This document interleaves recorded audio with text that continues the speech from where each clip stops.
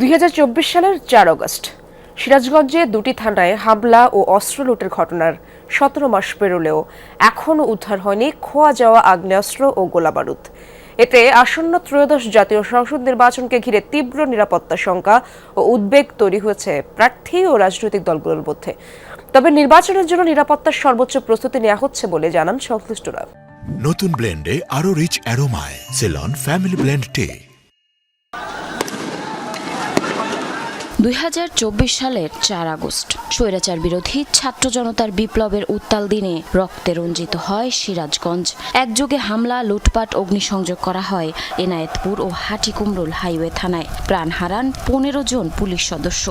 17 মাস পেরোলেও সেই ভয়াল দিনের ক্ষত এখনও স্পষ্ট। পুলিশের হিসেব অনুযায়ী সেদিন এই দুই থানা থেকে লুট হয় 10টি চাইনিজ রাইফেল, 12টি পিস্তল, 6টি শটগান, 5 শতাধিক রাউন্ড গুলি ও বারুদ। তবে 1.5 বছর পরও উদ্ধার হয়নি 14টি আগ্নেয়াস্ত্র সহ বিপুল পরিমাণে গোলাবারুদ। নির্বাচন সামনে রেখে সরকার ঘোষিত আইনশৃঙ্খলা বাহিনীর বিশেষ অভিযান চললেও সিরাজগঞ্জে খোয়া যাওয়া অস্ত্র উদ্ধারে অগ্রগতি না থাকায় বাড়ছে উদ্বেগ। 5 আগস্টে যে অস্ত্রগুলা লুটপাট হয়েছে, এখন পর্যন্ত সেরকম আশানুরূপ কোনো অস্ত্র এখন পর্যন্ত আমরা রিকভারি করতে পারে নাই প্রশাসন।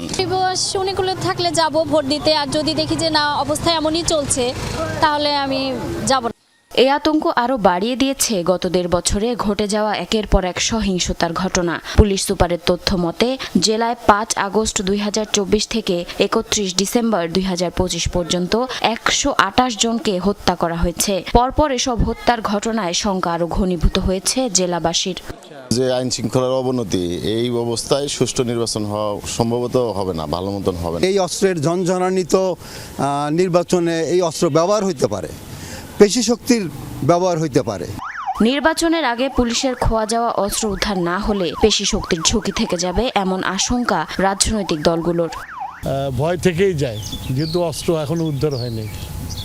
তো সেই জন্য আমরা সবার কাছে কোঅপারেশন চাবো, যাতে অস্ত্রধারীরা যাতে ঘুরতে না পারে। সুশৃঙ্খল নির্বাচনের জন্য অবৈধ অস্ত্রের ঝনঝনানি যাতে নির্বাচনী কোনো এলাকাতেই এটা ধ্বনি এবং প্রতিধ্বনিত না হয়, সে ব্যাপারে প্রশাসনের কাছে জোর দাবি। এই লুটের অস্ত্রগুলো বিভিন্ন সন্ত্রাসীদের মাঝে ছড়িয়ে আছে, আমরা এখনো আশঙ্কা মুক্ত নহে। তবে ঝুঁকিপূর্ণ কেন্দ্রগুলো চিহ্নিত করে নির্বাচনের জন্য নিরাপত্তার সর্বোচ্চ প্রস্তুতি নেওয়া হচ্ছে বলে জানান সংশ্লিষ্টরা। সম্ভাব্য যেসব জায়গায় অস্ত্রগুলো থাকতে পারে সেই জায়গাগুলো আমরা ইতিমধ্যে চিহ্নিত করে ফেলেছি। আমাদের কিছু বিষয় চলমান রয়েছে, আশা করি সফলতার সাথে এগুলো উদ্ধার করতে আমরা সক্ষম হব। ভোটারগণ অবশ্যই উৎসবমুখর পরিবেশে ভোট দিতে পারবে এবং তাদের মধ্যে কোনো প্রকারের শঙ্কা থাকার কোনো সুযোগ নেই।